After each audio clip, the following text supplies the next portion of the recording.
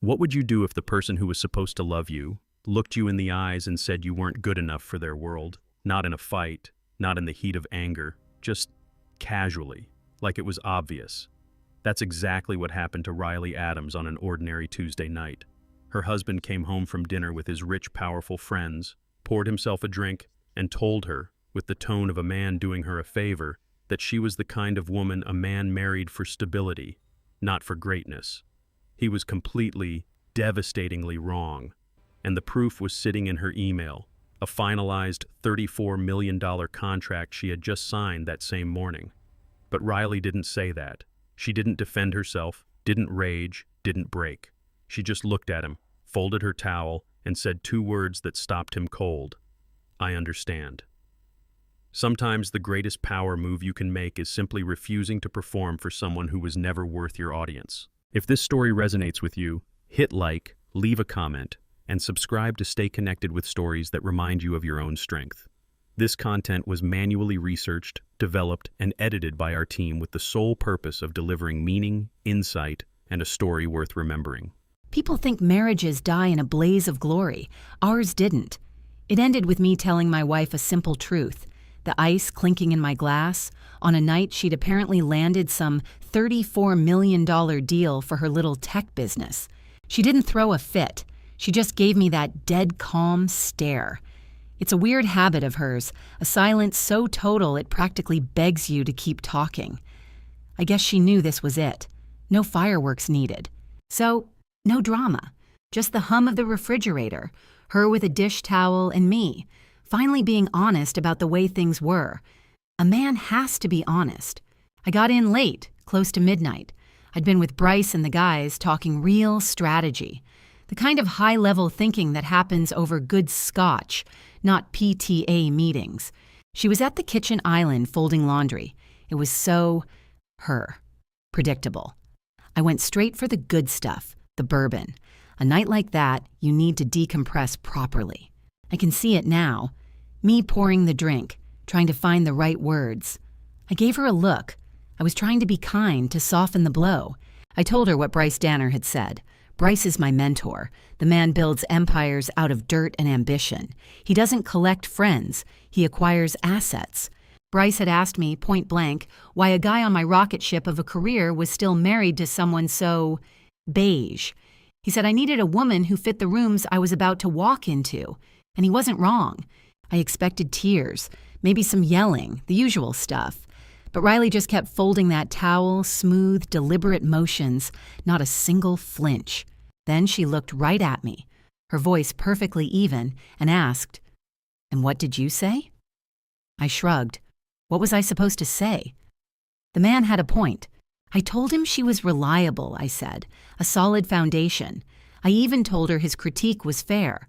She was never going to be the woman who owned a room just by walking into it. It's just not how she's built. I said it all very calmly, trying to coach her through it. I was waiting for the understanding to dawn on her. She had no idea I was trying to help her. She has her own world, sure. This little company she runs with her friend. They build something called Hawthorne Grid Solutions. It's very technical. At parties, I call it her cute little business. That day, she'd closed that software deal with Peregrine North, $34 million. That's great for her. So she had a good day at work. But there I was, in our house, trying to have a serious conversation about our future, and she was worlds away. Her lack of a reaction was almost insulting. Any other woman would have engaged, fought for her marriage. She just refused to give me anything. Instead of fighting for us, she just looked at me and said, "I see." That was it. She was opting out. It was a kind of passive-aggressive power play. Her voice was a flatline. I was stunned. I actually repeated her words back. "You see?" I was offering her a chance to engage, and she just said, "Yes." I was waiting for the emotional breakdown that would clear the air. It never happened. I was left standing there with a half-finished speech. She just wouldn't play her part. I finally mumbled something about an early meeting and went to bed. She just stayed in the kitchen, probably overthinking everything, the way she does. I was out like a light. I sleep the sleep of a man who knows where he's going. I assumed she'd eventually come to bed, but honestly, I didn't check. I had no idea she was on her laptop emailing some lawyer named Vera Sloan. The name means nothing to me. I figured she was catching up on work emails. Apparently, she wrote one sentence about needing forensic accounting and a firewall, whatever that means. Sounds like classic overreaction. One click, and my life was apparently torpedoed. I was dreaming about the next quarter's projections. I felt fantastic. For the first time, I felt like my life was finally aligning. I remember when I met her 7 years ago, some boring tech event in Denver. I was holding court, and she was the quiet one in the corner. An interesting challenge. I had swagger back then, a vision. My first company was more concept than reality, but you have to sell the dream before you can build it. I was always on the edge of the next big thing. That's how you innovate. You live in the future. Riley was the opposite. She was all about the nuts and bolts. She and her friend got laid off around that time, and I guess that scared her into being practical.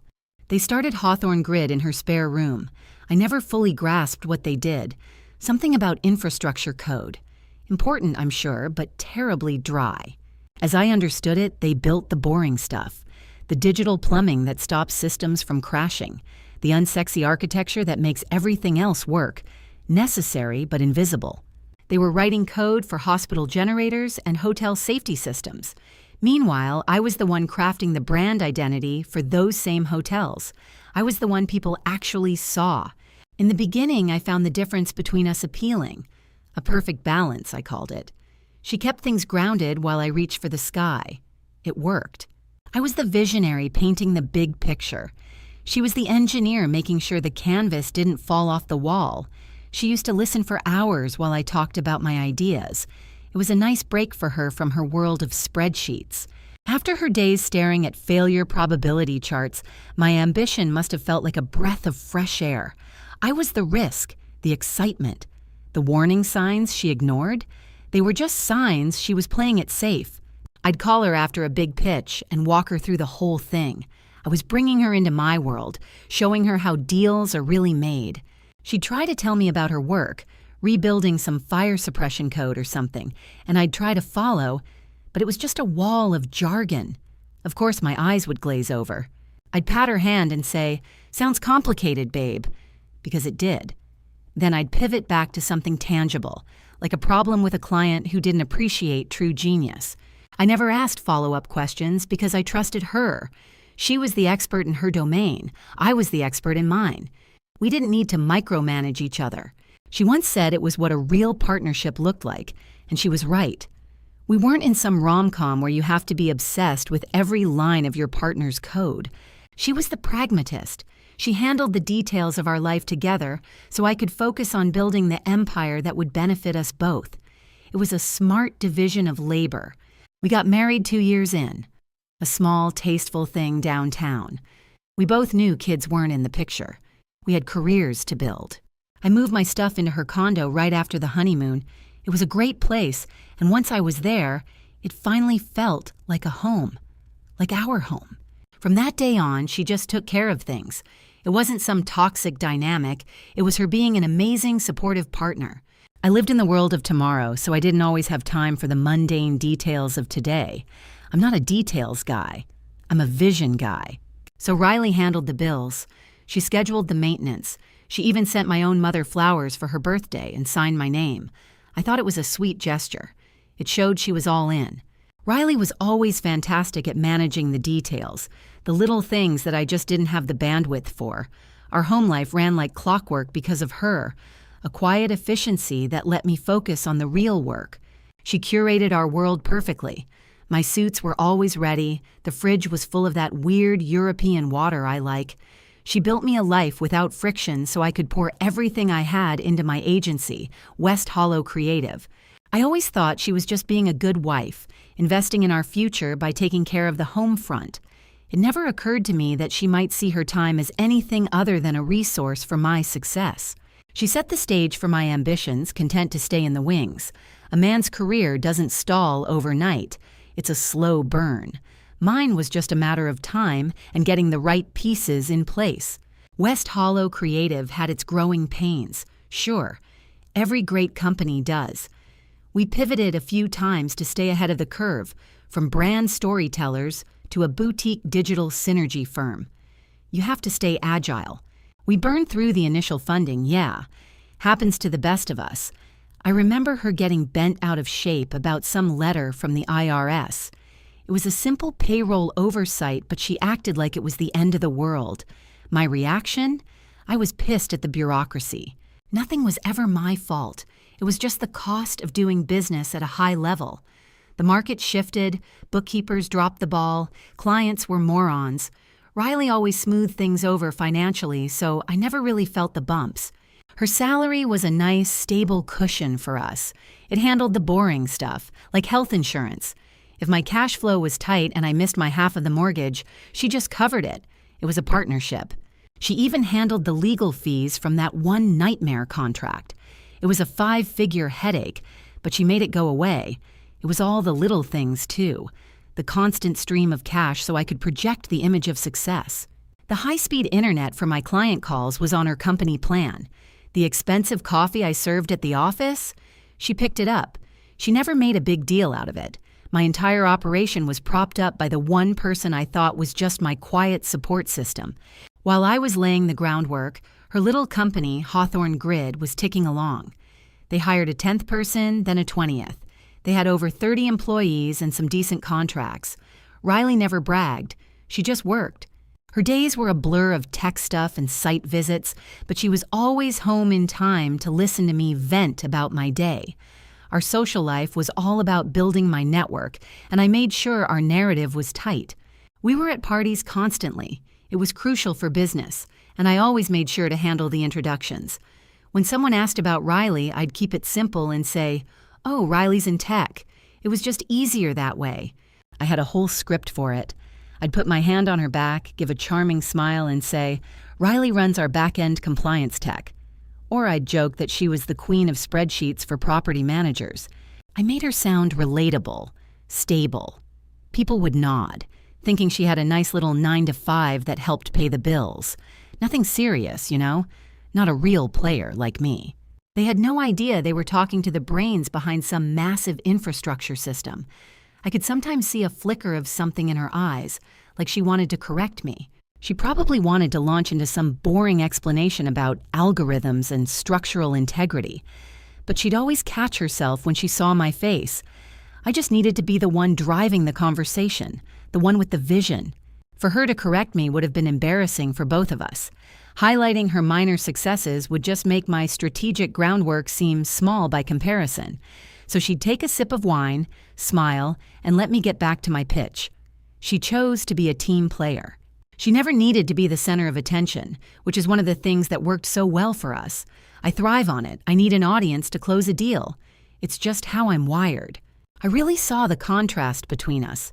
Riley was content to just build her little systems in the background without any fanfare.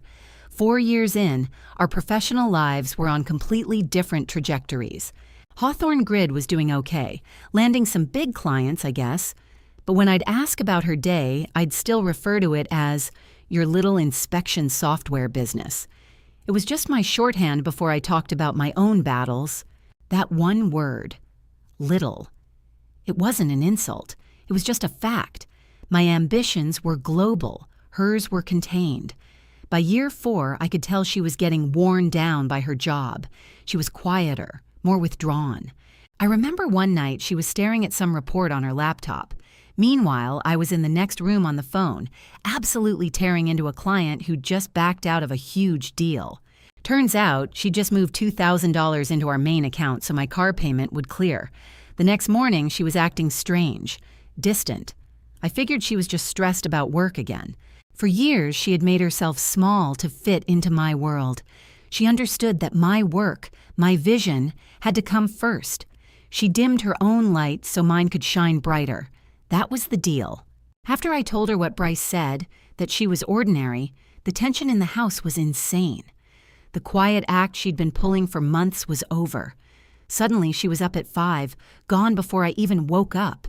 She was treating our home like a hotel. She called me from her desk one morning. No, how are you? Nothing. She just repeated my words back to me about her being ordinary. Her voice was completely empty. She told me how I'd agreed with Bryce Danner's assessment that she was safe, predictable, not a powerhouse. I'm usually quick with a response, but her tone threw me. All I could feel was this weird chill. I felt like I was being interrogated. "What are you doing?" I asked her. "Just securing my assets," she said, and hung up. Before I could even process it, she was on the phone with Vera Sloan, her lawyer. Over the next couple of hours, they must have been planning something. I found out later Vera had told her everything was airtight. "The condo is yours alone, purchased 3 years pre-marriage," she'd apparently said. I could just picture it. "Hawthorne Grid's IP and foundational tech were registered years before you two met," Vera would have continued. "All investments were routed through corporate accounts. There's a total firewall between your business and personal finances. He can't touch the company, Riley." She didn't yell or cry. She just started systematically locking me out of the life I thought we were building together. The password for our bank app suddenly didn't work. The shared tablet was logged out of her accounts. She stopped leaving documents on the kitchen table, locking everything away at her office. Her first real slap in the face was deleting her schedule from our shared calendar. A small, petty move. It meant I actually had to ask her where she was going. Meanwhile, I had no idea she was closing some $34 million deal. I just knew she was stressed, fighting over some boring liability clauses and deployment schedules. The contract involved putting her software in over 1,000 buildings in 18 months or something. All her energy was focused on risk models and staring down lawyers. The pressure was on, and she was in her element, I guess. But when she came home, it was what she didn't do that I noticed. She stopped doing all the things that made my life run smoothly. I saw a tax form on my desk, due in 2 days, and she just walked right by it. No reminder. She saw my pitch deck open before a huge meeting. She didn't offer to fix the typos. When I was freaking out because I couldn't find my navy tie, she just yelled from the kitchen that she hadn't touched it, leaving me to tear my own closet apart. The effortless way she managed my life just evaporated. My path wasn't being smoothed anymore. I felt it right away. I couldn't put my finger on it, but the safety net was gone. It was like a cold spot in the house, a draft from a window I couldn't find. I had no idea what her problem was, so naturally, I tried to fix it by being the perfect husband. Wine poured the second she was home, a barrage of empty questions about her day, anything to fill that weird, heavy silence that had settled between us. That Thursday, over some takeout I'd painstakingly selected, I gave it another shot. "So," I began, shifting into my deal-making voice, "how's the old compliance department? Got any big projects on the horizon?" For the first time, she didn't just play along. She didn't crack a joke about spreadsheets. She met my gaze, set down her fork, and gave it to me straight. "We're finalizing a landmark deployment partnership." I can still hear the ice in her voice. "I spent 9 hours today negotiating a catastrophic failure clause. Our engineers are mapping a data migration for over 1,000 commercial properties. The penalties for failure are astronomical, but I capped our liability and secured full IP rights. It was just a word salad to me. The final terms lock next week," she said. Then she just leaned back, watching me try to process it. I heard the jargon, deployment, liability, IP. But it didn't compute. It sounded like make-believe work. In my world, she was the one who handled the utilities. My ego has a way of filtering out anything that challenges my position as the head of this household. Recognizing her success would feel too much like admitting my own stagnation. "Wow," was all I could muster, blinking. My default smirk returned, a flimsy shield. "Sounds like you've got your hands full with paperwork. Don't strain your eyes on all that fine print, huh?" The sound she made in response wasn't a word. I took another bite, satisfied I'd done my part. I was so profoundly out of my depth. The woman across from me wasn't just a supporting character anymore. She was building an empire I couldn't even see, and I was already ancient history. For the last 3 weeks, Riley and I were practically living in the Peregrine North Towers. We were fueled by bad coffee and the pure rush of closing the deal. This wasn't about selling our company, Hawthorne Grid. We weren't trying to cash out. We were securing a $34 million investment with a contract that was ironclad. The suits at Peregrine couldn't care less about the kind of buzzwords Gavin loved. These people constructed cities. They were concerned with tangible disasters. They valued that Hawthorne could prevent a burst pipe from destroying a penthouse or ensure a hospital never lost power. That was our real value. We secured the deal because we represented everything Gavin's world considered boring. We sold them on absolute reliability. We were the unseen safety net that would shield their clients from financial ruin. My life was a split screen. During the day, I was helping my best friend lock down our $34 million future. By night, I was watching her husband, Gavin, perform importance in bars with men who confused wealth with character. His new guru was Bryce Danner, the poster child for his delusion. Bryce was a real estate legacy who thought his starting position was a personal achievement. He was whispering poison into Gavin's ear about cutting loose. Bryce had sold Gavin on the idea that a simple life, that Riley, was holding him back. He peddled this fantasy of some grand destiny, which my best friend's husband eagerly consumed while his own venture drowned in debt. It all detonated on a humid Tuesday. I was at home, still wired from a 14-hour session with our lawyers.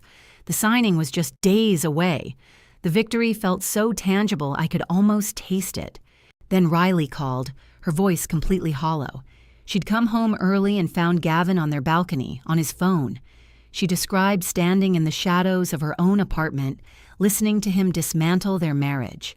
"I married the wrong kind of woman," she heard him tell Bryce, his voice thick with a pathetic, rehearsed drama. "She just doesn't operate on my level anymore." That was it. That was the moment my restraint finally snapped. "It's like trying to win a race while dragging a perfectly safe anchor," he'd said. Riley told me all she felt was a cold sense of an ending. All I felt was white-hot rage. The man was a walking punchline, and my best friend was the joke. The irony was just breathtaking. Bryce Danner's company was a 5-alarm fire, and Riley was holding the only extinguisher available. A few days later, our partner Noel walked into my office, grinning like a predator. She closed the door and slid a confidential market report across my desk. "Check out the section on Danner equity," she said, practically buzzing. I read the summary, and the whole pathetic picture came into sharp focus. Bryce's property empire was getting crushed under millions in municipal fines for system failures and code violations. His investors were borderline hysterical. The guy was toast, and his company was hemorrhaging money. And the report highlighted that Danner Equity was desperately searching for the exact type of predictive infrastructure tech we had built. We were the Hail Mary being whispered about in the very circles where Bryce played king. My best friend's company was the miracle solution they were all praying for.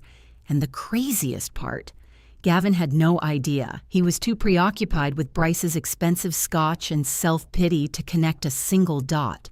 He would return from these nights with his failing mentor and ask Riley if she was done fiddling with her little spreadsheets. He was sharing a bed with the one person who could bail out his hero, but his ego was impenetrable. It dawned on me then. It wasn't that Gavin was unaware of Hawthorne Grid's success. It was in the news. He just didn't assign it any value. He was completely incapable of seeing worth in anything that wasn't a reflection of himself. His attention was reserved for things that amplified his own status. Since he'd already classified Riley as ordinary, he never bothered to look up and see the titan she was becoming. The whole charade fell apart that Sunday, 2 days before our flight to Atlanta. Riley said he stood in their living room wearing a cashmere sweater like he was the lead in some indie film. He had the air of a man about to deliver a magnanimous, well-rehearsed breakup speech. It was just sad. "Riley," he started, his voice dripping with fake concern. "I've been doing some thinking about my trajectory." He paused, clearly expecting an emotional breakdown. "I think I need some space to figure out my next move." I could see it perfectly. "I can't let my own potential be compromised," he concluded, waiting for the begging to start. He needed her to plead, to promise to be more impressive for him, to fit back inside the box he'd made. He had to be the one to end it. But she just sat there staring at the man who had spent years making her feel insignificant, the man who was trading her for the approval of a failing heir. I have never been prouder of her than in that moment. She offered him nothing. In the space between them was a vacuum where a marriage used to be. Her decision was made. The Atlanta conference room felt like a meat locker, buzzing with the low hum of air conditioning and quiet power. We sat at that massive table for 6 hours. Peregrine's general counsel was across from Riley, his stylus hovering over a screen during the final review. We were there. We were on the 1-yard line. Every line item had been debated, every security protocol triple-checked. Finally, the Peregrine executive gave a curt, decisive nod.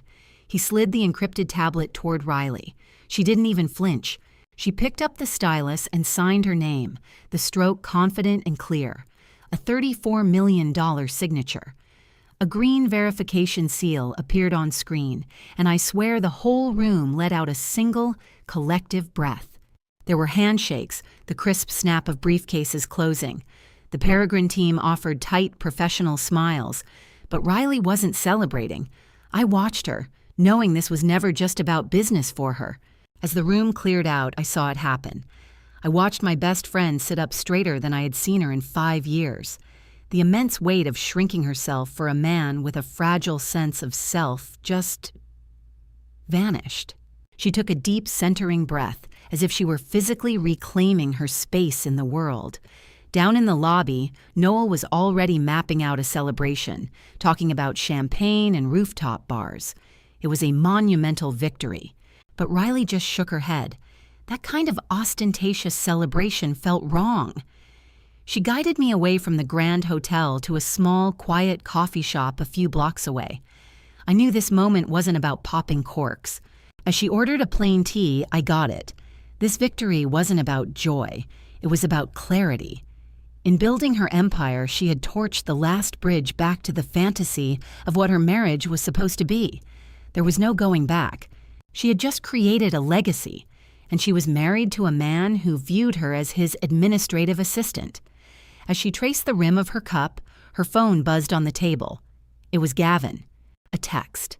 At 2 p.m. on the most important day of her career. She opened it, and I watched the last flicker of warmth leave her expression. The message said, "Hey, did you pick up my suit from the cleaners?" I just stared at her, and she looked at the screen without a word. No anger, no sarcastic response, just the crushing weight of the irony. $34 million signed and sealed, and her husband was worried about his laundry. Bryce Danner was the real deal, a titan, and I felt like I was finally playing in the big leagues, sitting across from him in that quiet Atlanta coffee shop. A few nights later, back in Charlotte, I finally told Riley I was done. I came home from drinks with Bryce, the scent of $100 gin still on my suit. Riley was just sitting there. I stood in the living room, summoning the appropriate level of regret, feeling like the lead in a serious drama. I'd rehearsed this.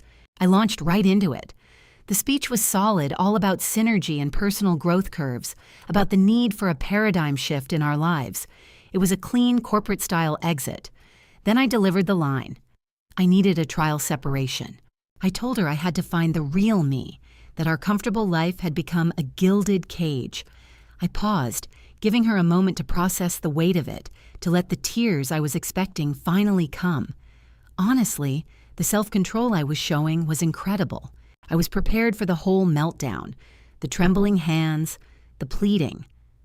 I braced myself for the standard, "we can fix this" monologue.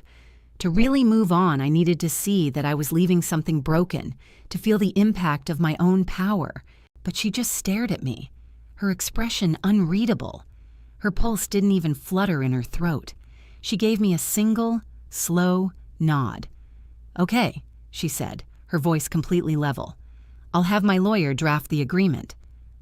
My entire script just evaporated. For a second, I was just floored. I'd prepared for a hurricane and got nothing, a dead calm. I managed a pitying smile to cover my confusion, then turned and headed for the bedroom to pack a bag. I made sure she could hear me. I threw a couple of my best shirts into a weekender, the expensive face creams landing with a satisfying clatter. It was important she understood the finality of it all. I announced I was heading to Bryce's downtown loft. I paused at the door, hand on the knob, giving her one last shot to beg me to stay, to fall apart like a normal person. Nothing. She was already reading some report like I didn't exist. I'd never felt so sure I was making the right decision. The second I closed the door, I felt this rush of pure freedom. I was on my way to Bryce's, on my way up. I pictured her in that quiet house, probably wandering around, finally realizing the huge mistake she'd made by letting me go so easily. The thought barely lasted the drive downtown. When I got to Bryce's, we cracked open a bottle of scotch that cost more than my first car. We toasted to my new, uncluttered future, a future free of dead weight. I was finally shedding the guy I used to be, the Gavin who played it safe, who settled for a quiet, predictable life with a woman who didn't challenge him, the guy who thought a comfortable marriage was the same thing as a successful one. That guy was officially history. Monday morning, I was at Bryce's firm feeling like a new man. Then, around 8 a.m., my phone started buzzing. A link from a friend. A press release from some company called Paragon North Holdings. By 9, it was everywhere. Every tech journal, every financial blog. And there was a picture of Riley standing with the Peregrine board. Her name was right there in the caption. Co-founder and chief executive officer. I had to read it 3 times. And then I saw the number in the first paragraph, the one that made my vision swim. $34 million. It felt like a typo, a sick joke. The world tilted on its axis. My world, anyway. The carefully built world of connections and status I'd been fighting for. That number detonated right in the middle of it. The news broke in the very rooms I had told her she'd never understand. Bryce walked over, his face grim, holding his tablet. "Tell me this isn't your Riley," he said. His entire fund was getting hammered by the exact logistics problem her new software claimed to solve. The irony was so thick I could barely breathe. I just stared at the picture of the woman he'd called my safe bet. The dead weight had just cut an exclusive deal that was about to make her one of the most powerful people in our industry. My stomach dropped through the floor. My phone lit up with texts from the guys in our circle. The same guys who'd sat at my table drinking my wine while I complained about being bored. The venture capital bros who'd smiled at Riley with the polite disinterest they reserved for the waitstaff. The worst part was knowing their careers were built on finding people like her before anyone else did. The future of their entire industry was sitting in my living room for years, and I had been too blind, too arrogant to see it. Her phone must have been blowing up. I pictured her watching the calls come in from all of Bryce's friends, all of them suddenly desperate for an introduction. I knew she wouldn't answer. I had to get control of this. I started calling her. I needed to frame this to get our messaging straight. I called 4 times in an hour from the office, then 5 more on the drive back to Bryce's loft. It wasn't desperation. It was strategic damage control. She wouldn't pick up, so I started leaving voicemails. I had to establish a record. The first one was just to test the waters, asking if that $34 million number was some kind of mistake. By the third message, I shifted tactics. The benevolent departing husband act wasn't working. I had to be the partner, the strategist she was shutting out. "You need to call me," I said, my voice tight. I was trying to help her. "I'm just seeing this now," I said, trying to sound blindsided. "I don't understand why you would hide the scale of this from me. I didn't have the whole picture. If I'd known what you were building, things would have been different. We need to figure out our messaging." "I just didn't have the full picture," I repeated. It was the truth. She'd framed this whole thing as some minor project. It was a simple communication breakdown. My reaction had been based on incomplete data. It was a confession, I see that now. A bald-faced admission that my respect for her was tied directly to her company's valuation. But at the time, it felt like my only move. And it wasn't even my worst one. That came just before 6 p.m. Bryce was livid. "Get me their deployment timeline," he ordered. "You're her husband. You have access. Prove you're not useless." So I called her main office line. I put on a deeper voice, authoritative.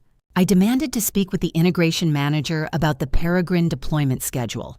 The receptionist asked for my clearance level. I told her I was the co-founder's spousal strategic advisor. I needed that data, but the receptionist stonewalled me. When I hung up, I felt a cold dread. This wasn't about saving my marriage anymore. This was about saving my career. This was about survival. It was a hostile corporate action. I was using my inside access to get proprietary information for Bryce, trying to claw my way back into the success story I had so stupidly walked out on. I was trying to weld my name back onto her victory. I decided I had to see her. I let myself into the apartment. Our apartment. She was on the phone and she looked up, startled. I could see the anger in her eyes, but I didn't care. I walked right up to the kitchen island. I had to make her see.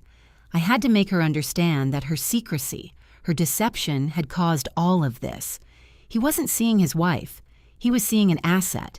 He was seeing $34 million about to walk out of his life forever, and the panic of losing his claim to it was the only real thing he could feel. His train of thought was shattered when the apartment door clicked open later that night. I just walked in. It was still my place, after all. I dropped my jacket on a chair and went straight to the kitchen island where she was working. I owned half of everything in this room. I sat across from her and put on my most wounded expression. I was the victim here, shut out and deceived. My first words were simple and honest. How could you hide all of this from me? The sheer betrayal of it all was staggering. I looked her right in the eye, waiting for an explanation. My whole life had been upended by her secrets, and I was just trying to understand how she could have been so dishonest. I was giving her a chance to apologize. She just shut her laptop with a calm little click. "I never hid anything, Gavin," she said, her voice like ice. "I've been right here, building this company from this table every single night for the last 3 years." She said her office door was always open, that I knew about every trip. I just shook my head. "You never told me it was Peregrine," I shot back. "You built this in secret and you made me look like an absolute fool." She actually laughed, a cold, sharp sound. "You don't need my help to look foolish," she said. "I wasn't hiding it. You were never interested enough to listen.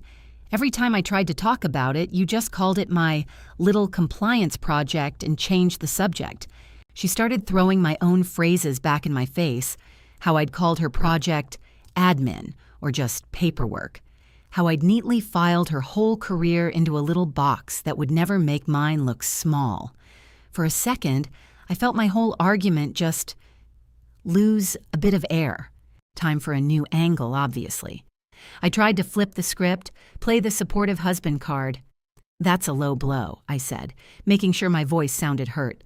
"I always said you were the smartest person in the room. I was your #1 fan, Riley. I just never thought it would be this big," I added. "I mean, who could see this kind of payday coming?" She let my words just hang there. Then she repeated them, "this big," making them sound cheap and empty. That was her whole point, apparently. My support was fine when her job was some cute side hustle. All the sleepless nights and the actual brilliance behind it were just noise. But slap a huge, shiny price tag on it, one I could drop at the club, and suddenly I was invested. I started to push back, but she cut me off, planting her hands flat on the granite countertop. Pure ice. She asked if I recalled a dinner we had, maybe 2 years ago. My eyes flickered to the side. Oh, I remembered. She had just locked down their first big city contract, working for 4 weeks straight on some predictive algorithm. She tried to walk me through it, and I'd changed the subject to some moron graphic designer at my firm. She brought up the time I laughed when she wanted to pitch her framework to a VC I was schmoozing. "Cybersecurity for buildings isn't exactly sexy," I'd told her. Then she landed the final blow. The night. Right here in this kitchen, when I told her Bryce and the guys thought she was a little plain for my world. I swear I could feel the blood drain from my face. All that manufactured indignation just vanished, replaced by this cold, creeping dread. The kind of horror you feel when you realize you're completely, totally cornered. You can't argue with a receipt list of your own screw-ups. With no moves left, my whole posture changed. My shoulders dropped. I took a shaky breath and tried on my best vulnerable Gavin look. I reached for her hand. She snatched it away. "Just hear me out," I begged, trying to sound like we were on the same team. I pitched her a hard reset. I blamed my job, the stress, saying we were operating in separate spheres. I actually tried to frame this disaster as a positive, a wake-up call for us to reconnect. The ball's on me, right? I was basically offering to forgive her for getting successful, as long as I got a VIP pass to her new life. I honestly thought our years together staked some kind of claim, but she just stared at me, like she was seeing me for the first time. The expensive shirt, the perfect hair, the raw, wanting look in my eyes. She later told a friend it was like a fever had finally broken. "You're still not getting it at all," she said, her voice soft but dense as lead. This was never about the $34 million, she told me. Not the company, the press, or the contracts. Those are just outcomes. I just stared, completely blank. A reality where $34 million wasn't the main character was just not a reality I understood. "The point," she went on, locking my gaze, "is that you saw zero value in me by yourself. You lived with me. You watched me kill myself for this thing every day, and you saw nothing worth a damn until another man co-signed on it. You only respect me now because Bryce Danner told you to." Then she snapped her laptop shut. It echoed in the quiet. "There's no fresh start, Gavin," she stated. "There's just you standing in my house trying to monetize the woman you already discarded." She never yelled, never shed a tear, just cold, hard facts. "You didn't miss the valuation," she said to my pale, stunned face. "You missed the person." And for the first time in a decade, I had nothing. The kitchen was absolutely silent. I was completely empty. No comebacks, no excuses, nada. I just looked around the kitchen like a guy who'd just realized he'd thrown away a winning Powerball ticket months ago. A total and complete void. I got up and walked out without saying anything else. The click of the front door felt final. Or it should have. Riley thought it would be a simple split, a quiet end to a quiet partnership. But we both failed to calculate how vicious an average guy can get when his whole world gets shattered. The first call was from her attorney, Vera Sloan, on a Tuesday. Vera's tone was all strategy, no sympathy. "He's retaining counsel," Vera said, skipping the small talk. "Sources say he's interviewing the worst of the worst, the kind of lawyers you bring in when you plan to leave nothing but rubble. He's planning to argue that the $34 million acquisition is marital property," Vera laid out, "and that he's entitled to 50%. I was there when she took the call, watching the rain streak down her high-rise window. That wasn't hurt on her face. It was profound, undiluted disgust. For a decade, her work was my punchline. Now that it had an 8-figure number next to it, I was claiming to be a co-founder.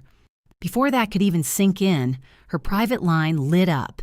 It was her head of cybersecurity, and his voice was tight. "Server room, immediately." Their CISO, Noel, was already there, face like thunder. An engineer was gesturing wildly at a network diagram on a monitor. "We flagged a major data exfiltration 3 hours ago," the tech said, his voice strained. "A draft of the Peregrine deployment schedule. It was routed to a junior analyst at an investment house." He put the recipient's email on the main screen. The firm was a holding of Danner Equity Partners, Bryce Danner, my mentor. The temperature in the room plunged. This wasn't a divorce strategy. It was corporate espionage. "How?" was the only word Riley spoke. "I put a lockdown on all C-suite accounts last week," she said, her voice like steel. The engineer brought up the logs. "It wasn't routed through your work machine. The file was pulled from a decommissioned tablet." "One of your old tablets, Gavin," he clarified, "that was left in a desk drawer at the house, still synced to the network. Someone used your old cloud credentials to wake it, found the file in a legacy backup, and sent it." It was the ultimate betrayal. I didn't just want her money. I wanted her entire empire to burn. When Riley explained it to me later, I wasn't shocked I was capable of it. Hell, I barely know how to work my phone. I was stunned. I was so pathetic, so hungry for a pat on the head that I'd let a guy like Bryce gut the one valuable thing I'd ever been close to. The whole ugly picture snapped into focus that afternoon. Noel's team started a deep dive on Danner Equity. It turned out Bryce's fund was bleeding cash, underwater on a series of terrible commercial real estate deals. He needed our launch playbook to front-run the market and save himself. Bryce must have offered me some token consulting gig, a chance to finally be in the room where it happens, all for the low price of selling out my own wife. I literally traded my entire future for an attaboy from a guy who was just using me as a disposable tool. By evening, our internal problem had metastasized into a 5-alarm fire. The board of Peregrine North was on a conference call. Their own security team had flagged the transfer linked to their intellectual property. To say they were furious would be an understatement. A leak like this was a mortal sin. Their general counsel laid it out cold. We had 48 hours to provide irrefutable forensic proof that the breach wasn't a result of negligence at the leadership level. If not, the 1,000-location deal was off the table. The board had completely flipped. This was no longer about dividing assets in a divorce. This was about corporate survival. Riley had to save her company, her 30 employees, and the one deal that secured all their futures. I wanted to burn her world down, but I'd forgotten she owned the land, the matches, and the gasoline. The option of paying me hush money was never even considered. Riley didn't retreat. She counterattacked. She authorized a budget for a world-class digital forensics firm. She demanded absolute third-party proof of the leak's origin, right down to the MAC address on my old tablet. Simultaneously, Vera Sloan's law office became a command center. Vera started erecting a legal firewall, assembling every piece of paper we had. Original incorporation articles, IP patents filed years before I was in the picture, and financials proving the company's growth was entirely independent of me. Noel got the best job. She spent 12 hours compiling 7 years of company communications. She created a multi-terabyte file proving I had never contributed a single viable idea, logged 1 minute of work, or invested so much as $1 into Hawthorne Grid. The data didn't just show I was a silent partner. It showed I was a ghost. We mainlined coffee through the night, running on the kind of pure, focused rage that gets things done. As dawn broke, we knew we had him. An emergency board meeting was called for 10 a.m. the next day at Peregrine North's tower. All hands on deck, their lawyers, our lawyers, the auditors, and, at our non-negotiable demand, Riley's soon-to-be ex. I just sipped my coffee, watching the city light up, feeling the immense weight of the files on her conference table. I was about to stride into that boardroom believing I was the one setting the trap. I imagined Riley, cornered and desperate, ready to cut a check to make her problem, me, disappear. I had no earthly idea I wasn't arriving for a settlement. I was arriving for a public execution. I always knew how to play the game, how to read a room. Walking into that boardroom, I felt the familiar surge of power. The doors closed, sealing the deal. It was just 10 a.m., and I was already about to win the rest of my life. Riley had her little team huddled together, Vera, some guy Noel, and a tech nerd. I was flanked by my attorney, a real killer. At the head of the table, the old suits from Peregrine North were just the audience for my victory lap. I leaned back in my chair, the Tom Ford suit feeling like armor. I gave Riley a soft, sympathetic look. Poor thing, so out of her depth. I was almost ready to feel bad for her when she finally capitulated. My lawyer laid it out perfectly. Smooth, professional, undeniable. We'd been married 4 years while her company exploded. $34 million was our shared asset. He used words like partnership and equity. It was beautiful. Then came the master stroke. He pivoted to the Peregrine execs, mentioning the unfortunate data leak. He offered them an easy way out of the mess. Settle with me. Make the bad press go away, and their precious launch could proceed. It was checkmate. I was using the crisis Bryce helped me create to corner her. It was a brilliant, elegant strategy. Her lawyer, Vera, just sat there, letting the silence stretch. Then she opened her briefcase. "Counselor," she began, her voice like ice, "your whole argument is based on a fantasy." Vera started laying out these thick binders, one by one, like she was building a wall between us. She was so theatrical, but her voice stayed flat, which was starting to get on my nerves. She presented incorporation papers and patents, all dated 3 years before I even knew Riley existed. Then came financials, showing every dollar came from inside the company. Finally, she slid a huge report right at my lawyer. "This is an exhaustive audit of my client's life," she said. "His financials, his taxes, his work emails. It shows he never put in a dime, an hour, or a single idea that mattered to Hawthorne Grid. He's not a partner. He has no claim." That's when my smile started to feel tight. My lawyer was leafing through the pages, but Vera wasn't done. She nodded to her tech guy to start his little show. The geek plugged in his laptop and the wall screen lit up with some data network garbage. "We analyzed your security breach," he said to the Peregrine team.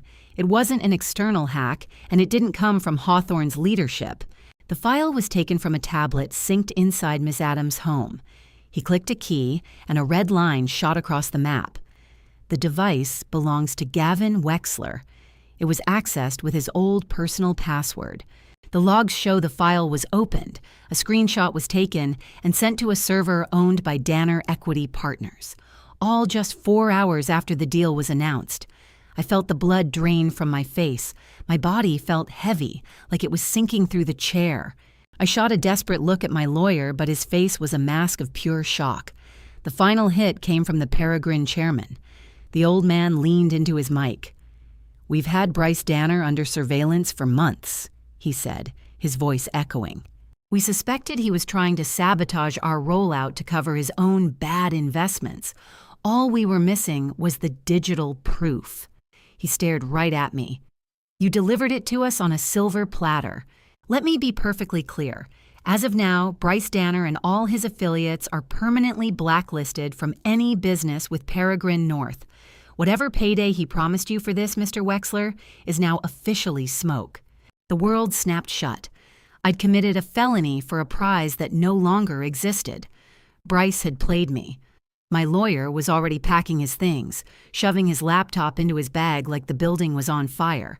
The math suddenly became brutally simple. If I pushed my claim, I'd face federal charges for corporate espionage. I wouldn't just walk away with nothing. I'd walk away in cuffs. My entire life torched. My lawyer formally withdrew the claim, his voice shaking. The meeting was done. Everyone started to leave, but I couldn't move. I just sat there, hollowed out, as my universe was incinerated in under an hour. Riley stood up, adjusted her blazer, and walked right up to my side of the table. I braced myself for the explosion, but it never came. "This is the last time my work will ever be used as a weapon against me." She said it so quietly, without any emotion at all. It's over. The divorce was a joke after that. Facing prison time, I signed every single document Vera put in front of me. Of course, she kept the house. And just like that, I was erased. I didn't leave with dignity. I was ejected, the sole author of my own epic collapse. 3 months later, I saw the news that Hawthorne Grid's launch with Peregrine was a massive success. I'd see pictures of them in their gleaming new headquarters, watching some data wall light up, her team celebrating. All that success, that quiet power, had been right there in my house, and I never saw it. I imagine her now in the kitchen I paid for, living a life that's finally quiet, no longer having to manage my ego, my ambitions, just peace, the kind of peace I'll never have again. It finally clicked, the part that will haunt me forever. Losing $34 million wasn't the real mistake. The real mistake was looking at the quiet, steady woman, building an empire next to me, and having the gall to call her ordinary. Thanks for seeing this through to the end. I guess I'm supposed to ask where you're listening from, so drop it in the comments. And do the whole routine. Subscribe to Violet Revenge Stories, hit like, and push the hype button so this reaches more people.